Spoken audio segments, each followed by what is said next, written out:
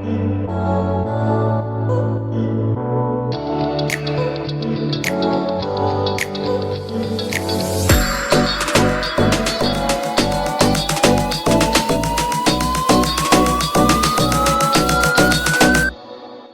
the start of the growing season here, and I've got a good one to share with you guys today.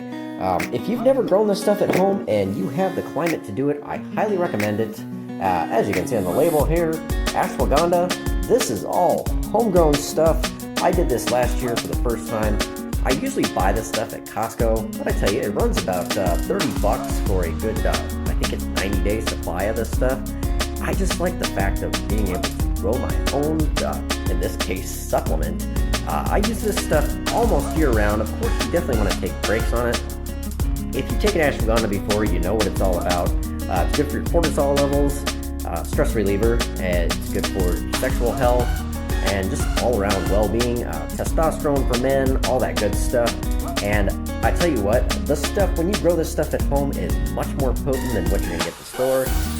Obviously, there's expiration dates when you buy a product at the store, but who knows how old that product is before they've taken it, packed it, sealed it, and then shipped it off to you. In fact, most of the ashwagandha is generally grown in India. So, just for climate references here, I live in the Midwest here, so we have a pretty cold climate during the winter. And then for the plant itself, I don't bring this outside until well after May. It did really good this year. In fact, as you can see here, this is the seed for this plant, okay? And this is only half, right? You see all that? Each one of these little berries has roughly probably 20 seeds in it. So I have a ton of seed here.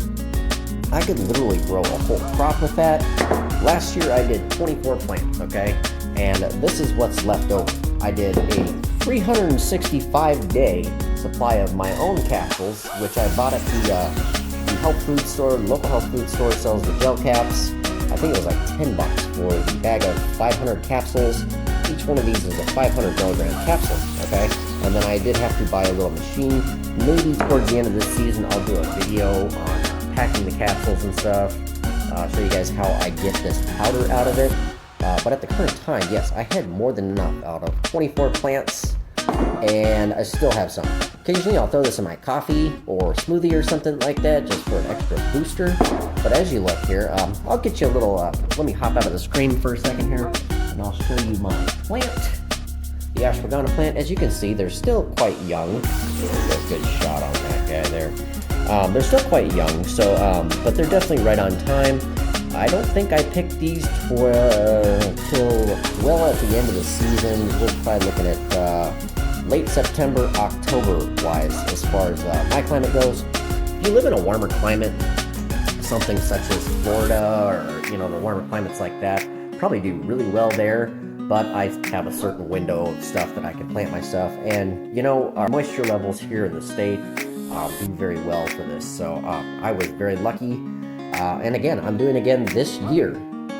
As far as the powder process, though, this is this is kind of fun. You do have to use just the root of the plant. The leaves, I don't really know if they have anything beneficial in them. I didn't use them. I saved some, and yeah, they're basically just sitting in a bag somewhere.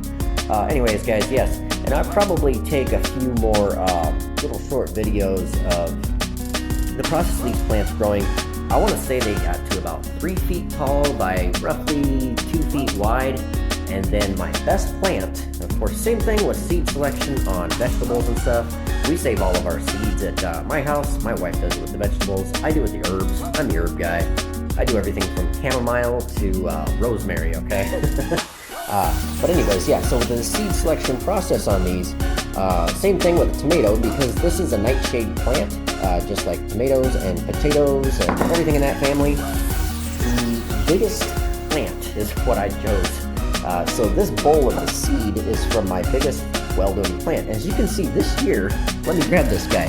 So all these seeds were started at the same time, and I had the same thing last year. This plant is nice and big and healthy. Take a look at this though.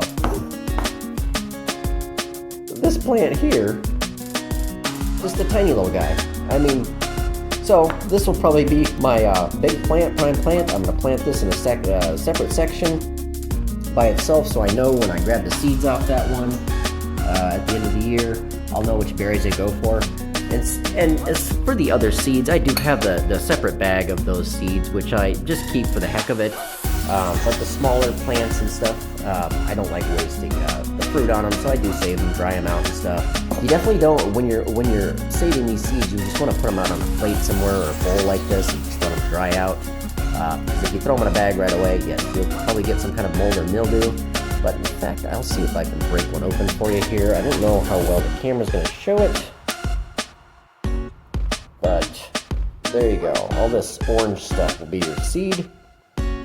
And you get quite a few in there. I want to say there's going to be at least 20 seeds per thing. So it's definitely a heavy producer, and I highly recommend that.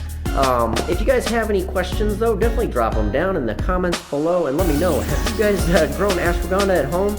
And stay tuned. I'll probably do some more. I'll do some form of a time-lapse video of this, just showing the growth process with plants. It's kind of fun. They're kind of smelly things, I'll tell you that. When you pull them up, the root itself even kind of has a specific smell to it. I think a lot of people say it has a smell of a horse. So, anyways, yes. And with this supplement too, it is recommended to take breaks. So even though I made a 365-day supply of these capsules over here, I do not take them continuously. I will take breaks off of it, usually a couple weeks at a time to a month, and then start back up. So, anyways, that's not, health advice for you guys out there. Definitely do your research out there and check with your doctor before, making decisions to take this as a supplement. That's just what I do. Alright guys, that's all I got for you, and stay tuned for more, I'll have some different herb videos for you guys, and then of course the ashwagandha, since that's the star of the show. Make sure that you're subscribed, and drop me a like and a comment. We'll see you later, guys.